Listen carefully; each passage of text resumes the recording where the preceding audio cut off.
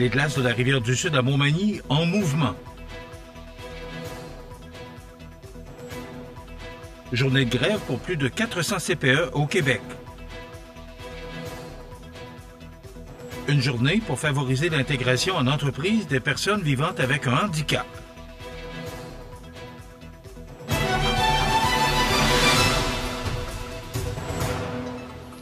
Mardi 18 mars 2025. Bonjour mesdames et messieurs, bienvenue à votre bulletin d'information régionale sur le réseau de télévision CMA-TV. D'abord, le Journal de Québec, sous la plume de Jérémy Bernier, nous apprend qu'une voiture aurait été la cible d'un incendie suspect dans un stationnement résidentiel de Montmagny tôt ce matin. Le feu se serait déclaré vers 4h30 devant une résidence de la route Transcomté, la route 283, près du chemin de la Tour. Le véhicule visé aurait été complètement détruit par les flammes alors que la demeure avoisinante aurait été légèrement endommagée. L'origine de l'incendie serait considérée comme suspecte pour le moment, selon Mme Béatrice Dorsainville, porte-parole de la Sûreté du Québec. Un technicien en scène d'incendie devrait se rendre sur place pour analyser la scène et mieux comprendre les circonstances de l'événement. Personne n'aurait été blessé dans cette histoire et on ne rapporterait aucune arrestation pour le moment. Avec l'arrivée du printemps et les précipitations de pluie reçues au cours des derniers jours, la ville de Montmagny intensifie sa surveillance des rivières du Sud et Saint-Nicolas. Alors que les températures plus clémentes accélèrent la fonte des neiges, les autorités municipales restent en état d'alerte pour éviter toute situation problématique. Selon les données des dernières années, environ 80% des crues printanières au Québec se produisent entre mars et mai, période où la combinaison de la fonte des neiges et des températures printanières entraîne une augmentation rapide des niveaux d'eau. En 2019, par exemple, plusieurs régions de la province ont enregistré des records historiques d'inondations, causant des dommages estimés à plus de 200 millions de dollars. Plus récemment, en 2023, certaines municipalités du sud du Québec ont connu une augmentation de près de 30% du débit des rivières dans l'espace de 48 heures, entraînant des évacuations d'urgence et des perturbations majeures des infrastructures routières. En moyenne, les autorités québécoises ont recensé entre 50 et 100 avis d'évacuation par an liés aux crues printanières, mettant en lumière l'importance d'une surveillance proactive. À Montmagny, bien que le couvert de glace sur les rivières demeure mince, notamment les risques d'embâcle, le débit des cours d'eau est en augmentation et pourrait atteindre un seuil critique dans les prochains jours. Les services municipaux suivent l'évolution de la situation grâce aux stations hydrométriques installées aux endroits stratégiques. Ces instruments permettent de mesurer en continu le niveau et le débit des eaux, offrant ainsi une surveillance en temps réel. La Ville invite la population à faire preuve de prudence et à signaler toute situation préoccupante en composant le 418-291-1717. Il est recommandé d'éviter les berges et les zones à risque, notamment en raison de la fragilité du couvert de glace et des courants plus forts qu'à l'habitude. Pour rester informés, les citoyens peuvent consulter le site officiel ville.montmagny.qc.ca, appeler la ligne d'information municipale au 248-1740 ou encore s'abonner au service d'avis et d'alerte de la Ville de Montmagny ou encore, bien sûr, suivre CMA-TV. Alors que les conditions climatiques restent imprévisibles, la prudence et la préparation restent les meilleures armes contre les crues printanières. La Ville de Montmagny rappelle qu'en cas d'inondation, il est essentiel d'avoir un plan d'urgence familial et de suivre les recommandations des autorités locales. Les quelques 13 000 travailleuses des CPE affiliées à la CSN tiennent leur 4e et leur 5e journée de grève nationale partout au Québec, aujourd'hui et demain, les 18 et 19 mars. Dans la région de Chaudière-Appalaches, elles tiendront un rassemblement régional ce mardi 18 mars à la place Jean-Béliveau pour faire entendre leur voix. Face aux nombreuses demandes de recul portées par le gouvernement, les travailleuses et les travailleurs se font entendre avec ces 2 autres journées de grève nationale. Appuyés aussi bien par des parents que par de nombreuses directions de CPE, les salariés proposent plusieurs mesures pour améliorer les conditions de travail et salariales et ainsi freiner la pénurie de personnel qui touche les CPE. Les travailleuses demandent notamment une charge de travail moins lourde, une meilleure rémunération pour assurer l'attraction et la rétention, des primes de disparité régionale pour les employés de certaines régions éloignées, des mesures pour améliorer la qualité des services aux enfants, entre autres par des ratios bien balisés et respectés entre le nombre d'éducatrices et d'enfants, ainsi que par un meilleur soutien pour les enfants ayant des besoins particuliers. Le gouvernement va bien devoir finir par comprendre que les travailleuses et les travailleurs des CPE tiennent le fort et sont déterminés à améliorer leurs conditions de travail. Il ne peut pas laisser traîner la négociation éternellement. Chaque jour de grève montre à quel point nous sommes mobilisés. La balle est dans le camp du gouvernement, lançait récemment Chantal Leclerc, présidente du syndicat des travailleuses et travailleurs des centres de la petite enfance de Québec-Chaudière-Appalaches CSN. Plus le gouvernement se traîne les pieds dans cette négociation, plus il se met à dos les travailleuses et les familles. Si on veut veiller au bon développement des tout-petits, il faut rapidement mettre ce conflit derrière nous en accordant de meilleures conditions de travail et de meilleurs salaires, expliquait récemment Lucie Longchamp, vice-présidente de la Fédération de la santé et des services sociaux. Les CPE sont une institution importante pour le développement de notre région. Les familles peuvent compter sur des services d'une grande qualité et aller travailler en ayant l'esprit tranquille. Nous continuons d'appuyer cette lutte pour l'avenir du réseau des CPE, de conclure Mélanie Pelletier, vice-présidente du Conseil central de Québec-Chaudière-Appalaches CSN. Rappelons que la Fédération de la santé et des services sociaux constitue l'organisation syndicale la plus importante dans le secteur des CPE au Québec. Elle regroupe 80% des CPE syndiqués, dont fait partie le CPE Le Farfadet à Montmagny, soit près de 13 000 travailleuses et travailleurs au Québec. Une journée pour favoriser l'intégration en entreprise des personnes vivant avec un handicap. On vous donne tous les détails après la pause. Le restaurant Pizzeria Porto Bellissimo, un incontournable à Saint-Jean-Port-Joli. Pizza débordante de garniture, menus variés et abordables. Délicieux desserts avec des produits de grande qualité des gâteries de l'Ami. Porto Bellissimo et les gâteries de l'Ami, route de l'église à Saint-Jean-Port-Joli. Soyez bien informés. L'Info CMA TV, en bref, vous résume les grands titres de l'information en seulement 2 minutes. Bonjour, voici l'Info CMA TV en bref. Nouvelle importante dans le monde politique aujourd'hui alors que le ministre de la... L'Info CMA TV, en bref. 2 minutes de nouvelles locales, régionales, nationales, internationales et sportives. L'Info CMA TV, en bref. Du lundi au vendredi au cmatv.ca et sur le fil Twitter X de CMA TV. Vous regardez CMA TV, le réseau de l'information sur la Côte-du-Sud. Duo Emploi, regroupement des organismes spécialisés pour l'emploi des personnes handicapées, et le Conseil du patronat du Québec se déroulera du 1er au 7 juin dans le cadre de la Semaine québécoise des personnes handicapées.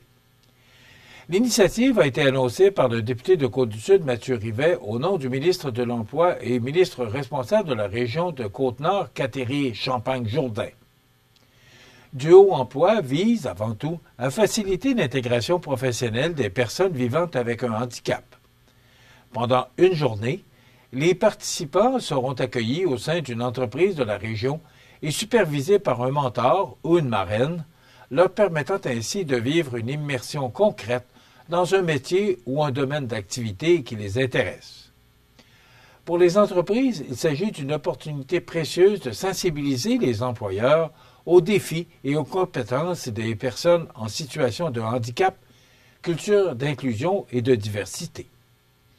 Duo Emploi connaît un essor considérable alors qu'en 2024, ce sont plus de 208 étapes qui ont été réalisées à travers le Québec, soit une hausse de 52 % par rapport à l'édition 2023, alors que le nombre de stages réalisés s'élevait à 137. La ministre de l'Emploi, Catherine Champagne-Jourdain, a d'ailleurs salué l'initiative en ces mots. Cette année encore, Duo Emploi promet d'être un succès. Cette initiative unique permet, d'une part, à des Québécoises et Québécois vivant avec un handicap de découvrir de nouvelles avenues professionnelles et, d'autre part, aux entreprises de s'ouvrir à une main-d'œuvre qualifiée et disponible. Je vous invite à y participer en grand nombre et à vous y inscrire. Le député de Côte-du-Sud, Mathieu Rivet, a lui aussi commenté en ces termes. Cet événement ouvre des portes et crée des ponts entre les talents des personnes vivant avec un handicap et les entreprises de notre région. C'est une chance unique de découvrir le monde professionnel à travers des étapes exploratoires enrichissantes. Duo Emploi ne se limite pas à une simple expérience d'un jour.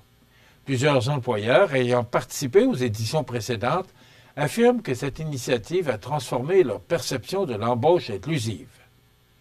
Pour les personnes en situation de handicap, ce programme représente une porte d'entrée vers le véritable marché du travail. Ils gagnent en confiance d'acquérir de l'expérience et de se faire connaître auprès d'employeurs potentiels. Les entreprises et les personnes intéressées ont jusqu'au 3 mai pour s'inscrire sur québec.ca/Duo Emploi.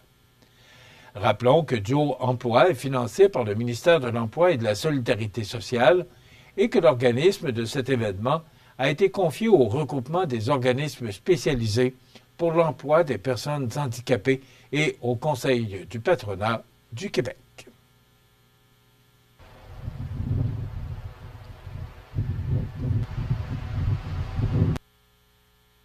Les sports, présentés par Groupe Corriveau, entrepreneur électricien et plomberie, un appel, 4 services. Groupe Corriveau à Montmagny, 418-248-8992, votre solution. Vous avez des projets de construction ou de rénovation? Pensez Groupe Corriveau, entrepreneur électricien et plomberie. Un appel, 4 services, 418-248-8992, Groupe Corriveau à Montmagny ou groupecorriveau.com. La solution pour du travail bien fait.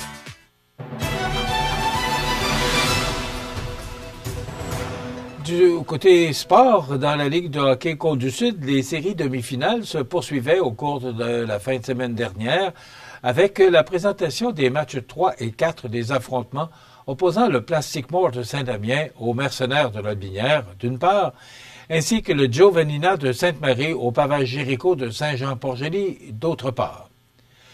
Au terme de ces 4 rencontres, les Mercenaires ne sont qu'à une victoire d'une participation à la grande finale, ayant signé 2 victoires en autant de sorties. De leur côté, Pavage Jéricho et Giovannina sont à égalité 2-2, chaque équipe l'ayant emporté sur la route cette fois-ci. À égalité 1-1 après 2 rencontres, le Plastic Moore de Saint-Damien se rendait au centre récréatif de Saint-Gilles vendredi soir afin de se mesurer aux Mercenaires de Lotbinière et espérer signer un 2e gain de suite sur la route. Les Mercenaires, menés par un doublé de Joël Baudouin et les 3 points de Mathieu Blanchette, avaient une autre idée en tête, signant un gain sans équivoque de 6-2 et prenant ainsi les devants 2-1 dans leur série 4-7. Les 2 équipes se retrouvèrent sur la glace de l'Arena J.E. Métivier samedi soir et devant une foule de plus de 350 spectateurs, les Mercenaires ont pris une sérieuse option sur une participation à la finale, l'emportant par la marque de 7-4 sur le Plastic Moore. À égalité 1-1 après les rencontres du week-end dernier, la série demi-finale 4-7 opposant le Giovannina de Sainte-Marie au Pavage Jéricho se poursuivait le vendredi 14 mars au centre Rousseau de Saint-Jean-Port-Joli. Les 2 équipes ont offert un excellent spectacle et les gardiens ont été très solides, le Giovannina l'emportant finalement par la marque de 2-1 pour ainsi prendre les devants 2-1 dans cette série. Comme la semaine précédente, Pavage Jéricho et Giovannina se retrouvaient dimanche après-midi au centre Castel de Sainte-Marie pour la suite de cette série demi-finale qui est maintenant à égalité. Le Pavage Jéricho forçant, à tout le moins, la tenue d'un match numéro 6 en vertu d'un gain de 3-2 en prolongation. Voilà ce qui termine votre bulletin d'actualité de ce mardi 18 mars. Dans un moment, les prévisions de la météo et l'état des routes. Voilà, c'est tout pour l'instant. Bonne journée, mesdames, messieurs.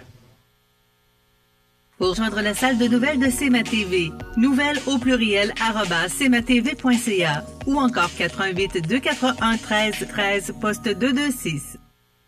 La météo, une présentation du restaurant à la Rive, un incontournable à Montmagny. Le restaurant à la Rive, un incontournable à Montmagny. C'est la place pour déguster un délicieux repas dans notre magnifique salle à manger ou sur le pouce à notre casse-croûte. Rue Saint-Louis ou par livraison, le restaurant à la Rive ou restaurantalarive.com.